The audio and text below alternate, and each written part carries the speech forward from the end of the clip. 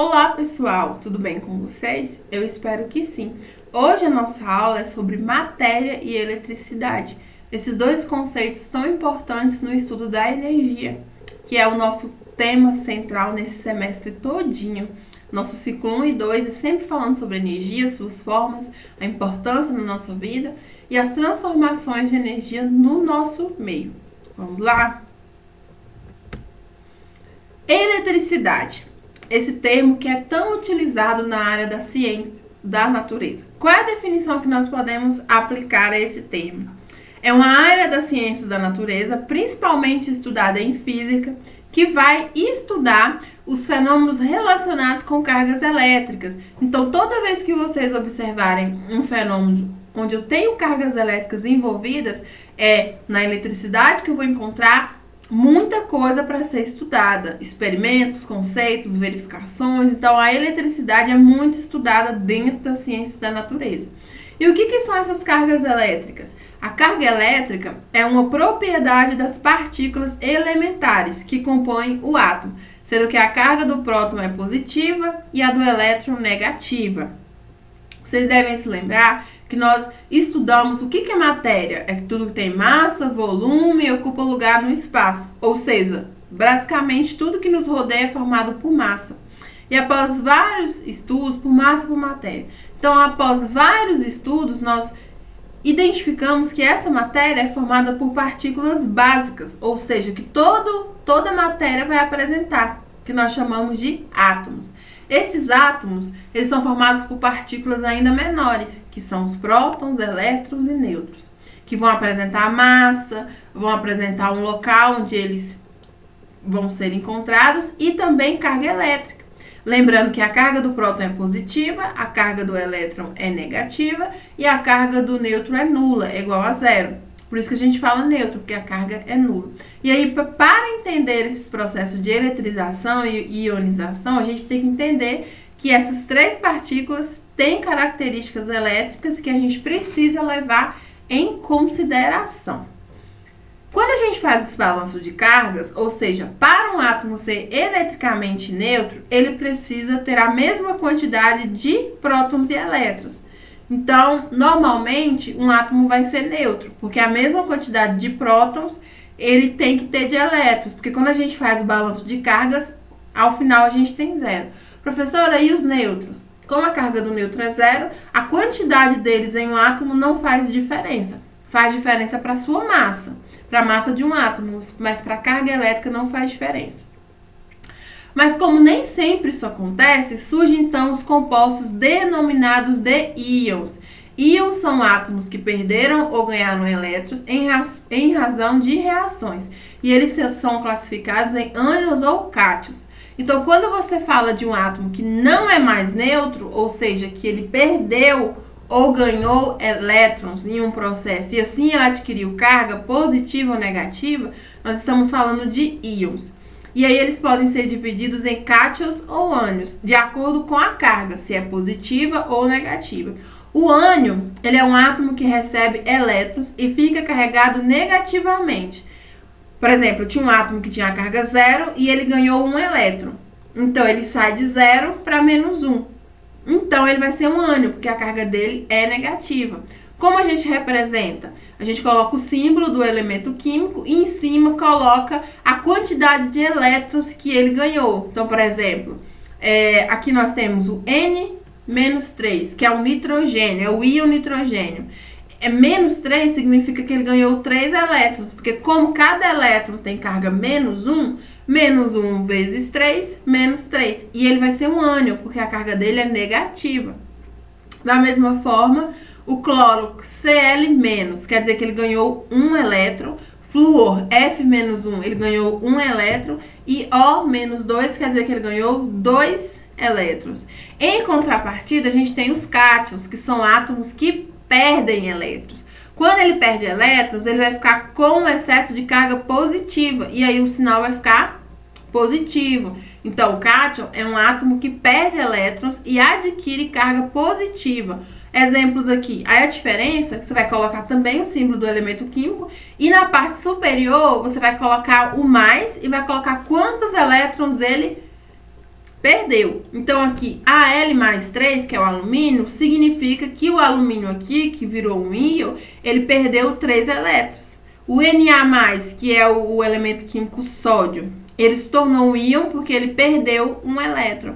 Mg2+, que é o magnésio. 2+ significa que ele perdeu 2 elétrons. E o Pb, que é o átomo de chumbo, aqui ele é um íon, Pb mais 4, porque ele perdeu 4 elétrons. Então, cada átomo ele vai ter um número máximo de elétrons que ele pode perder.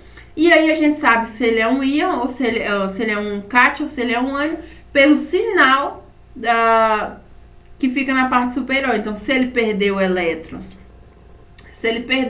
a carga dele vai ficar positiva, então ele vai ser um cátion, vai ter o maisinho. E se ele ganha elétrons, a carga vai ficar negativa. Então, a gente vai ter o maisinho. Vamos fazer aqui um estudo prático, estudando o carbono. Essas informações aqui que eu trouxe para vocês podem encontrar na tabela periódica. Na tabela periódica eu tenho o número de prótons, o número de elétrons, o número de nêutrons. Eu tenho a massa e o número atômico dos elementos químicos conhecidos até então. Tirem da cabeça de vocês essa ideia de que tabela periódica precisa ser decorada. A função da tabela periódica é consulta. Ela foi feita para ser consultada. Tanto é que quando vocês forem fazer algum vestibular ou alguma prova de concurso daqui a alguns anos que pedir qualquer coisa que tenha na tabela periódica, vocês podem ter a certeza que a tabela virá no material de resolução. Então, não tem necessidade de vocês ficarem decorando tabela periódica, se vangloriar, dizer assim, eu sei todos os elementos da tabela periódica. É bom conhecer, mas dispensar um tempo para poder decorar não tem essa necessidade, porque ela está ali para ser consultada. Então eu peguei aqui o átomo de carbono. Esse átomo de carbono, ele tem um número de prótons igual a 6, o número de elétrons igual a 6 e o número de nêutrons também igual a 6. O número atômico dele vai ser o número de prótons, ou seja, vai ser igual a 6. E o número de massa é o número de prótons, que é 6, mais o número de nêutrons, que também é 6. Então, o número de massa aqui vai ser 12. Professora, mas por que a gente não usa a massa do elétron também? Como eu falei para vocês em outras aulas, como o elétron ele é muito mais leve do que essas duas outras partículas, os prótons e os nêutrons, a massa dele não faz diferença, porque ele é 1836 vezes mais leve do que o próton e o nêutron. Então, a massa dele praticamente não é considerada, certo? Então, vamos fazer aqui o balanço de cargas e ver que esse átomo aqui vai ser neutro. No balanço de cargas, eu vou usar as cargas dos prótons e dos elétrons. Eu não uso do nêutron, porque como a carga é 0, não vai fazer diferença. Quantos prótons eu tenho aqui? 6. A carga de um próton é mais 1. Então, 6 vezes 1, 6. Elétrons. Quantos elétrons eu tenho aqui? 6. A carga de um elétron é menos 1. Então, 6 vezes menos 1, menos 6. Vamos somar tudo agora. 6 prótons menos 6 elétrons vai ser que a carga dos elétrons vai ser igual a 0. E os nêutrons? Não faz diferença. Então, eu sei aqui que ao final do balanço de carga, esse átomo de carbono é eletricamente neutro. Por quê? Porque a carga positiva dos prótons vai compensar a carga negativa dos elétrons. E ao final o átomo vai ser neutro. Agora vamos ver um exemplo onde não há essa neutralidade. Se esse mesmo átomo do exemplo anterior, ele ganhasse um elétron, o que ia acontecer? Ele ia continuar com o mesmo número de prótons, que era 6. O número de elétrons vai ser, eu tinha 6, ganhei 1, vai passar a ser 7. E o número de nêutrons continua o mesmo, 6. O número atômico não vai sofrer alteração, vai continuar sendo 6. O número de massa continua sendo 12. Agora a gente vai fazer o balanço de cargas. Lembrando que eu vou utilizar as cargas de todos os prótons e de todos os elétrons ali presentes. Eu tenho 6 prótons. 6 vezes 1, 6. Eu tenho 7 elétrons. 7 vezes menos 1, menos 7. Balanço de carga, 6 menos 7, menos 1. Então, esse átomo aqui, ele não é neutro, porque ele tem carga. A carga final dele é menos 1. Então, ao final do balanço de cargas aqui, o átomo de carbono, ele vai ser eletricamente negativo. Qual o nome que eu dou para esse íon? Ele vai se chamar ânion. E lá em cima do símbolo químico do carbono, eu vou ter o menuzinho, que significa que ele ganhou um elétron. Então, eu tenho um excesso de carga negativa. E se esse mesmo átomo de carbono ele perdesse um elétron, o que vai acontecer? Número de prótons continua 6. Número de elétrons, eu tinha 6, perdi 1. 6 menos 1, 5. Número de nêutrons continua o mesmo, 6. Número atômico continua o mesmo, 6. E o número de massa continua 12. Vamos fazer o balanço de carga. Eu tenho 6 prótons. 6 vezes mais 1, 6. Número de elétrons, eu tenho 5 elétrons. 5 vezes menos 1, menos 5. Balanço de cargas, 6 menos 5, 1. 1 é diferente de 0? Sim. Então, esse átomo não é mais neutro. Ou seja, ao final do balanço de cargas, o átomo de carbono aqui, ele é eletricamente positivo, sendo denominado de cátion. Então, por ele ter carga positiva, ele não é mais um átomo neutro, ele é um cátion, porque tem carga positiva. Perfeito? E aí, hoje a gente conhece o termo eletricidade, mas antigamente a gente não estudava sobre isso. Isso foi possível através de estudiosos que tiveram a curiosidade de estudar fenômenos que envolviam as cargas elétricas. Vamos falar um pouquinho. Quem foi? Tudo começou com Tales de Mileto, que é considerado o pai da eletricidade. Ele foi o primeiro que começou a estudar situações onde cargas elétricas estavam envolvidas. Então, nós temos o seguinte, que na Grécia Antiga, esse filósofo, o Tales de Mileto, que viveu entre 624 a.C. a 558 a.C., ele observou o processo de eletrificação dos objetos, que, ao serem atritados uns com os outros, adquiriam a capacidade de atrair objetos metálicos, da forma como os ímãs os atraem.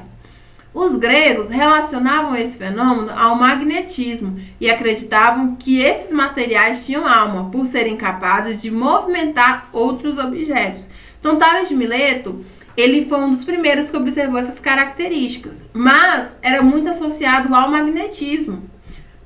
E também eles pensavam assim, que isso acontecia porque esses materiais tinham alma ou tinham espírito, algo que não tinha nada científico. E com o tempo isso foi caminhando. Por quê? Tales de Mileto, ele pegou uma resina, que é conhecida como âmbar, que é produzida por alguns tipos de árvores, como pinheiros. É uma resina fossilizada e ele observou que quando ele atritava essa resina com couro de animal, ele observava que essa resina conseguia atrair pequenos objetos, como pequenos pedacinhos de galhos, penas, fios de lã. Então, ele conseguiu observar essa característica. E, a partir disso, começou-se os estudos com essa resina, que foi utilizada por muito tempo nos estudos da eletricidade, para entender esses fenômenos. E do estudo dessa resina, que é o âmbar, que veio o termo eletricidade, porque ela deriva do grego elektron, que significa âmbar. Então, toda vez que a gente vai estudar eletricidade, é importante falar sobre o âmbar, porque sem ele, talvez nós não estivéssemos no patamar que nós estamos hoje, mesmo que a gente saiba que muita coisa ainda precisa ser entendida. E foi assim que o Tales de Mileto, o nome dele é Tales de Mileto porque ele era de uma cidade grega que chamava Mileto. Ele descobriu o processo de eletrificação, que é o ato de dotar o material de propriedades elétricas. Então, tudo começou com essa verificação. Quanto aos processos de eletrização, como a gente pode definir a eletrização? É o processo de tornar um corpo eletricamente neutro em um corpo eletricamente carregado. Ou seja, ele vai apresentar cargas.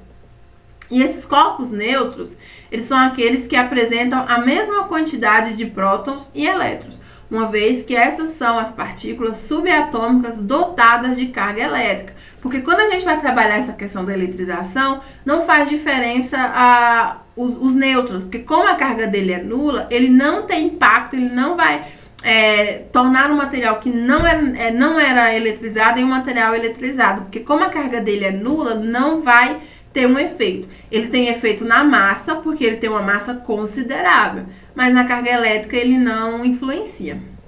E aí nós temos 3 processos de eletrização. por atrito, por contato e por indução, que nós vamos ver mais à frente. E esses três processos acontecem muito no nosso cotidiano, onde a gente vai ver alguns exemplos que são bem clássicos. E aí, depois que Tales de Mileto abriu os olhos de muitos cientistas para a importância dos fenômenos que envolvem cargas elétricas, surgiram vários nomes que, do seu modo, no seu país, com seus estudos, com o que eles tinham à disposição, eles desenvolveram estudos no campo da eletricidade, como William Gilbert, Benjamin Franklin, que se tornou presidente dos Estados Unidos, Michael Faraday, Otto von Guericke, Alessandro Volta, Thomas Edison, Stephen Gray, Luigi Galvani, Nikola Tesla. São nomes muito famosos. Temos outros, mas esses são os principais que contribuíram para que a eletricidade crescesse tanto como cresceu nos últimos séculos. Então, vamos começar aqui com o Otto von Guericke. Na metade do século XVII, que já tinha coisas sendo estudadas sobre eletricidade, esse cientista alemão, então a gente já tem eletricidade sendo estudada talvez na Alemanha. Esse Otto von Guericke, ele criou a primeira ferramenta que produzia eletricidade. Essa engenhoca que ele criou produzia eletricidade, que é a célebre experiência dos hemisférios de Magdeburgo, em 1664, pondo em evidência a ação da pressão atmosférica. Então, além de produzir eletricidade, ele mostrou a influência dessa pressão no experimento que ele fez, que era bem arcaico, mas para aquela época foi uma grande revolução. Trouxe muitos questionamentos, dúvidas e vontade de querer aprender mais. Depois, no início do século XVIII, o cientista inglês Stephen Gray definiu conceitos para os materiais que não conduzem eletricidade, chamados de isolantes elétricos, e os que conduzem eletricidade, chamados de condutores elétricos. Então, como a gente já viu em outras aulas, quando a gente fala de eletricidade, a gente fala de cargas elétricas, mas a gente fala também de fluxo de elétrons e vários conceitos que vão sendo construídos de alguma forma. Alguns materiais não oferecem facilidade para que esse fluxo seja atravessado por ele. E quando a gente tem essa resistividade, a gente chama que aquele material ele é um isolante. Ele não quer que a corrente passe. Só que a gente também tem os materiais que facilitam que essa corrente passe, que a gente chama de condutores. Então, esse cientista, ele fez essa classificação. Ele denominou material condutor como aqueles que oferecem facilidade para que a corrente passe, atravesse, como os metais, que são os exemplos clássicos de materiais condutores. E falou também que a gente já tem materiais com características totalmente contrárias, que são os isolantes, que eles vão resistir. Eles não querem que a corrente passe, como o vidro, a borracha e vários tipos de plásticos, de polímeros. Então, isso foi muito importante para definir o que seriam esses materiais e saber avaliar em qual situação para mim é interessante usar um material condutor, como metal, um isolante, e também o custo-benefício, porque para cada função, cada finalidade, eu posso ter um metal que se encaixa melhor nos parâmetros econômicos, de questão de maleabilidade, ductibilidade. Então, tudo isso é muito importante. Além dos isolantes, porque eu tenho situações onde eu não posso ter essa corrente aí fluindo de forma eficiente. Então, tudo isso foi importante e esses conceitos foram estabelecidos nesse momento. O século XVIII, como vocês já viram, foi um século onde muita coisa em relação à eletricidade foi apresentada no meio científico.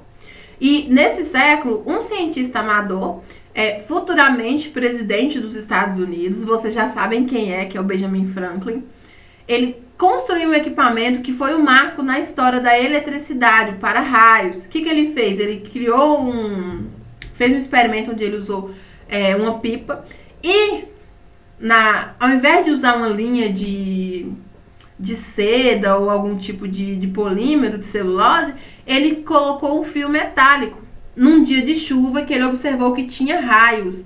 Ele observou que os raios, eles eram conduzidos por esse fio.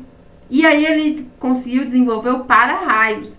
Não é que o para-raio ele atraia os raios, mas ele é um caminho mais seguro para esses raios serem conduzidos, o que é muito importante quando a gente fala de regiões com uma grande incidência de raios. Então, são regiões onde as pessoas têm que ter muito cuidado. E de acordo com dados de sites confiáveis, o Brasil é um dos países que mais tem incidências de raios por ano. E o estado de São Paulo, por exemplo, ele é referência, ele tem muitos casos que acontecem durante o ano. Então é muito importante que a gente tenha esse conhecimento. Depois, nesse mesmo século XVIII, foi feita a famosa experiência de Luigi Aloysio Galvani, em que potenciais elétricos produziam contrações na perna de uma rã morta. Essa diferença foi atribuída por Alessandro Volta, que também é outro cientista, ao fazer contato entre dois metais à perna de uma outra rã morta. Essa experiência foi construída e essa invenção foi chamada de pilha voltaica. Então, a partir dos estudos de Galvani e do Alessandro Volta, foi possível construir a pilha voltaica, o primeiro protótipo que a gente teve é esse desenho que aparece para vocês aqui, ó, onde a gente tem várias estruturas que formam esse cilindro aqui, que funciona como uma pilha, que foi o começo do que nós temos hoje desenvolvido como pilhas. Essa engenhoca, ela tratava-se de um aparelho com diversos discos metálicos de cobre e zinco. Por quê? Porque são bons condutores, empilhados e separados por discos de feltro, os quais eram embebidos de uma solução condutora, ou seja, que iria conduzir eletricidade. Em homenagem a Alessandro Volta, denomina-se volt a unidade de tensão elétrica. Para quem trabalha com circuitos e trabalha com instalações elétricas, é muito importante saber tudo sobre a tensão elétrica. A partir da pilha de Volta, outras pilhas mais eficientes foram sendo criadas, principalmente a partir do início do século XIX, na verdade. Com essa invenção, obteve-se pela primeira vez uma fonte de corrente elétrica estável. Por isso, as investigações sobre a corrente elétrica aumentaram cada vez mais. Então, esses experimentos ajudaram muito a dar ânimo para aqueles que acreditavam no potencial desses experimentos a continuar caminhando. Se não fosse esse incentivo, a gente não teria tanta coisa eletrônica como nós temos hoje. Em 1831, o físico inglês Michael Faraday se aprofundou na área da eletroquímica, trazendo importantes contribuições para a ciência moderna, criando experimentos responsáveis por explicar vários fenômenos elétricos, como a gaiola de Faraday. O que consistia esse experimento? Ele criou uma gaiola feita de um metal e essa gaiola ela recebia uma descarga. E dentro daquela gaiola, um exemplo, estaria uma pessoa.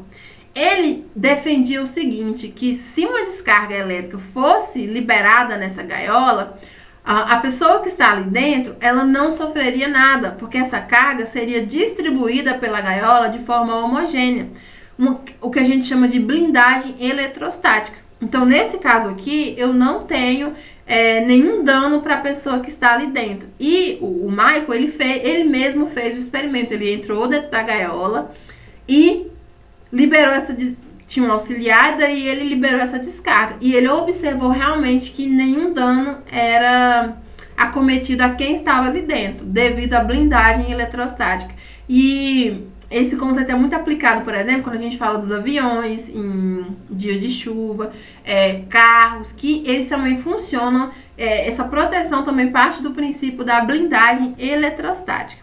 Como funciona essa gaiola? A gaiola de Faraday, que é uma gaiola metálica, suspensa do chão por um material isolante. Faraday provou que um corpo no interior dessa gaiola nada sofre se ela for atingida por uma descarga elétrica.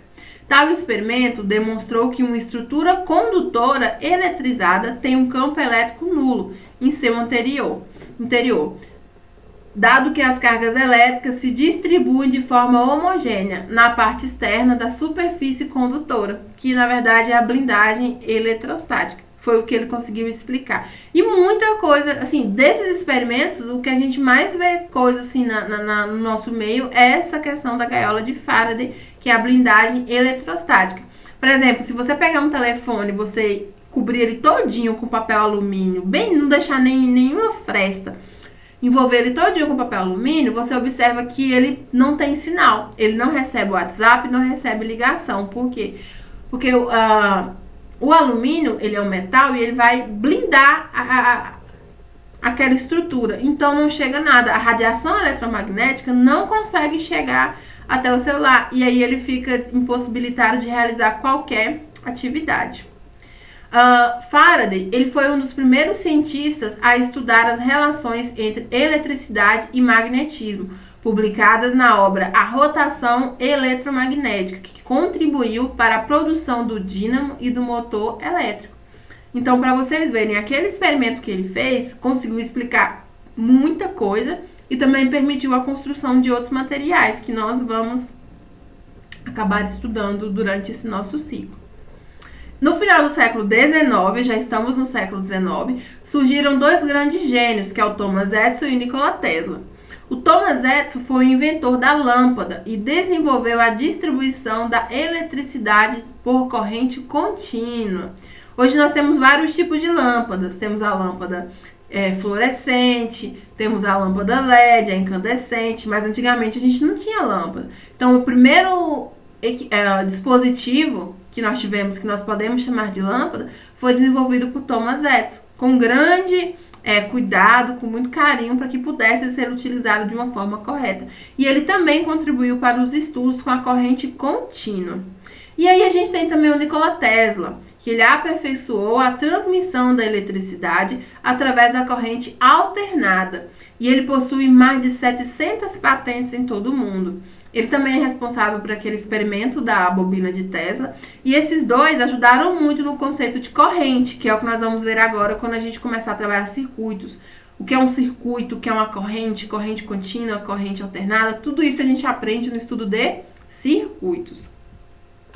E dentro desses estudos, uma parte estrutural também era estudada, os circuitos e os seus componentes.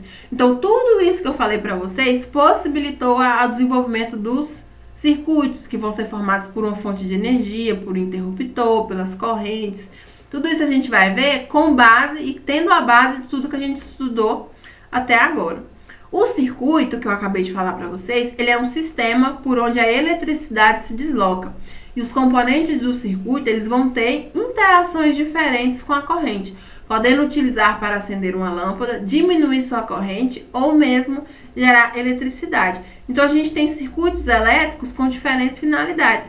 Entender quais são seus componentes e a sua função nos ajuda a valorizar todos os dispositivos que a gente tem em casa, porque o seu desenvolvimento não foi fácil. Muito conhecimento teve que ser colocado em jogo para que ele pudesse ser desenvolvido.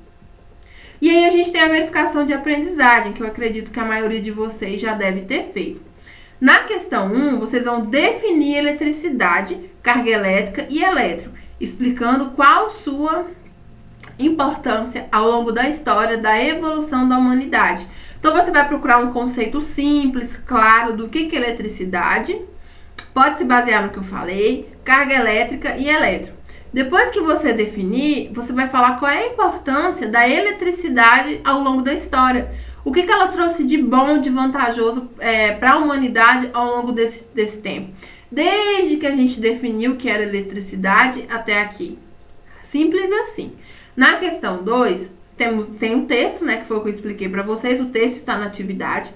O texto acima apresenta alguns equipamentos que são usados até hoje, mesmo que modernizados e aprimorados, como para-raios, pilhas e a lâmpada. Quais foram os responsáveis por criar esses equipamentos? Você vai pesquisar, você vai colocar quem são os idealizadores de cada um desses itens, que está bem especificadinho no texto, foi o que eu expliquei. Na 3, você vai me apresentar quem foi considerado o pai da ciência. Qual ciência? Eletricidade, e realizou a experiência com âmbar, com a pele e lã dos animais. Qual foi a figura, o cientista filósofo grego, que eu falei para vocês que foi o que realizou o experimento com o âmbar e deu início a todo esse estudo que a gente começa com eletricidade? Foi Aristóteles? Tales de Mileto? Ptolomeu ou Sócrates? Você vai pensar direitinho e vai me responder. E na questão 4, A eletricidade é um conceito tão presente no nosso cotidiano que muitas vezes temos dificuldade de conceituá-la de forma clara.